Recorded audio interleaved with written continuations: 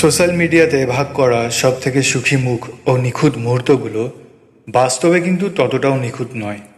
কখনো কখনো সোশ্যাল মিডিয়াতে সব থেকে সুখী ব্যক্তিরাও বাস্তব জীবনে সব থেকে বেশি হতাশাগ্রস্ত হতে পারে। হয়তো কিছু পরিমাণ লাইক ও কমেন্টসে মনে সাময়িক একটা আনন্দ ঠিকই দেয়, কিন্তু সত্যি কি ভালো রাখে আমাদের? আমরা বাস্তবের সমাজ থেকে কেমন যেন একটু একটু করে সংযোগ বিচ্ছিন্ন করেই চলেছি। তাই একটাই জিনিস মাথায় রাখতে হবে, শুধুই প্রদর্শন নয়, বাস্তবের সমাজে ফেরা আমাদের অত্যন্ত জরুরি। একটা জিনিস আমাদের প্রত্যেকের জীবনেই এখন ঘটছে, সেটা হচ্ছে যে কখনো কারোর সাথে যদি কোনো একটা সমস্যা তৈরি হয়, তাহলে মুহূর্তের মধ্যে আমরা তাকে আমাদের জীবন থেকে সরিয়ে দিই, আর আমরা একা হয়ে যাই। একা বলতে বাস্তবে একা কিন্তু নয়, একা বলতে আমাদের যে স্মার্টফোনটা আছে তার সাথে সময় কাটানো। এবার এটা আমাদের কেন আমরা বুঝতে পারি না, সেটা হচ্ছে যে একটা সময় ছিল, তখনও মানুষের ডিপ্রেশন ছিল। আজ থেকে 10-20 বছর আগের কথা বলছি আমি। ডিপ্রেশন তখনও ছিল, কিন্তু আজকালকার যুগে ডিপ্রেশন এতটাই বেড়ে গিয়েছে যে এটা মাত্রা বেড়েই চলেছে, মানে প্রতিনিয়ত এটার গ্রাফ ওপর দিকে উঠেই চলেছে। এটার কারণ একটাই, অত্যাধিক ইন্টারনেট সার্ফিং করা। আমরা সোশ্যাল সাইটে এতটাই বেশি মনোযোগ দিয়ে ফেলেছি যে বাস্তবের জীবন থেকে আমরা নিজেদেরকে আলাদাই করতে পারছি না। তাই আমাদের মাঝে মাঝে মনে হয় যে আমাদের পুরনো দিনগুলো যদি আমরা কম্পেয়ার করি, তাহলে তারা কোন কাজগুলো করতো যেটা আমরা এখন করতে পারছি না। যদি একটু ভেবে দেখি, তাহলে খুব সহজেই আমরা বুঝতে পারবো তখন মানুষ নিজের সাথে একা একটু সময় কাটাতে চাইতো, বা সেই জায়গাটা ছিল। কারোর সাথে কোনো সমস্যা তৈরি হলে তারা নিজেকে চুপ করে একটা জায়গায় একা রেখে দিত, নিজের মতন করে থাকতো। যেহেতু মোবাইল ফোন ছিল না, ম্যাক্সিমাম কী করতো, কোনো একটা জায়গায় চুপটি করে বসে থাকতো, হয় গল্পের বই পড়তো, খবর কাগজ পড়তো, বা হয়তো রেডিও টিভি কিছু একটা দেখতো। একটা সময়ের পর যখন সে দেখতে দেখতে একটা টাইমের পর বিরক্ত হয়ে বিশ্রাম নিতে চাইতো, তখন শান্তভাবে নিজেকে টাইম দিয়ে নিজেকে একবারের জন্য হলেও নিজের মনে মনেই কোশ্চেন করতো, এই প্রশ্নটা করতো যে আচ্ছা, আমারও কি কোনো ভুল ছিল?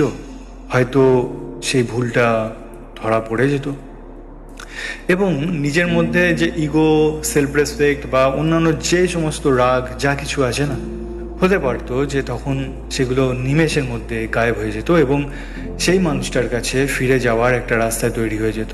এখন কি হচ্ছে, এখন যতই আমরা ক্লান্ত হই না কেন, আমাদের এন্টারটেনমেন্টের কোনো অভাব নেই, আমরা অন্যকে নিয়ে ভাবার একদম সময় নেই।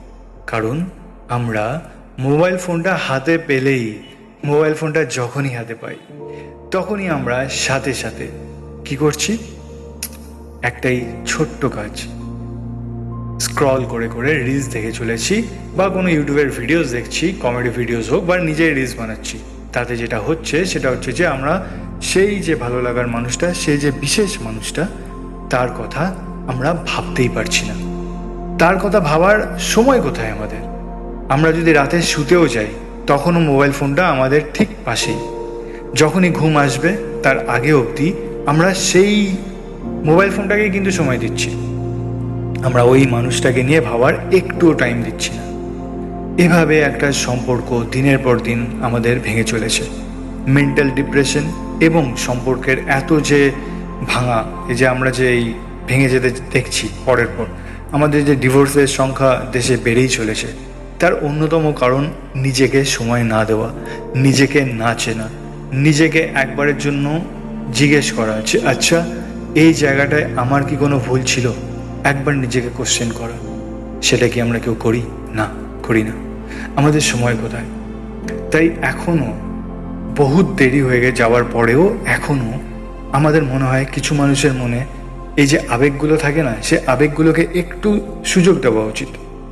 কারণ কিছু মানুষের মনে বেশ কিছু আবেগ থাকে, এবং এই আবেগগুলোই একজন মানুষের সম্পর্কে প্রায় সব কিছু জানিয়ে দেয়। একটা মানুষ তার মনোভাব কীরকম, তার মানসিকতার ওপর ভিত্তি করে সব কিছু জানিয়ে দেয়। এবং তোমার যদি কারোর প্রতি মায়া থাকে না, দেখো, ভালোবাসা সময়ের সাথে সাথে হয়তো চলে যেতে পারে, কিন্তু এই যে মায়া, কারোর প্রতি যে মায়ায় জড়ানো, সেটা কিন্তু থেকে যায়।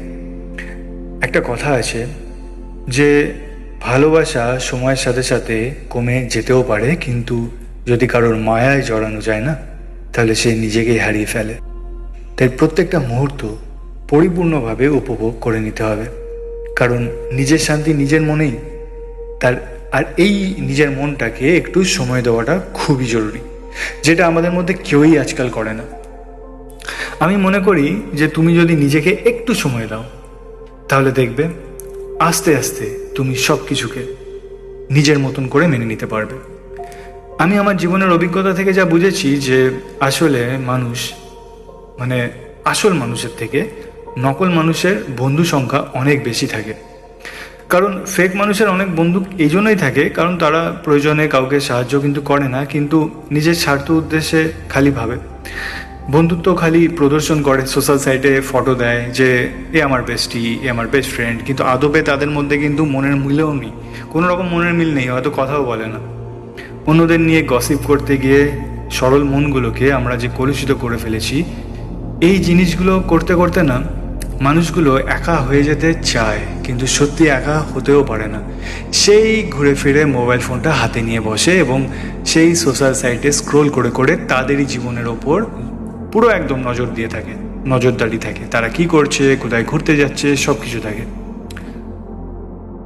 একটা জিনিস আমার মনে হয়, যখনই দেখবে যে একটা মানুষের অনেক বেশি পরিমাণের বন্ধুত্ব, চারদিকে প্রচুর ফটোজ দিচ্ছে, এই আমার এত বেস্ট ফ্রেন্ড এত, তখন বুঝবে তার সত্যিকারের তার মতন একা কেউ নেই, কারণ তার কোনো প্রকৃত বন্ধু নেই। এবং সবথেকে বড় কথা, সে নিজেরও ভালো বন্ধু নয়। এর থেকে বড় খারাপ জিনিস কিছু হতে পারে না।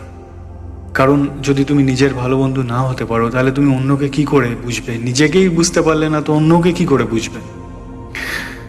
জানি আমার এই কথাগুলো বলে কোনো লাভ নেই, কারণ কথাগুলো কথাতেই থেকে যাবে, কিন্তু এন্ড অফ দ্য ডে যেটা হবে সেটা হচ্ছে যে মানুষ সেই কাজগুলোই করবে যে কাজগুলো এতদিন ধরে করে আসছে। শুধু একটা জিনিসই আমার বলার, যে নিজেকে একটু সময় দাও। একা থাকতে চাও তো সত্যিকারের একা হও। একা যদি নিজেকে ভালোবাসতে পারো না, তাহলে দেখবে আরামসে, খুব ইজিলি অন্য মানুষকেও ভালোবাসতে পারবে বা কাছে টেনে নিতে পারবে। বাস এইটুকুনি বলার।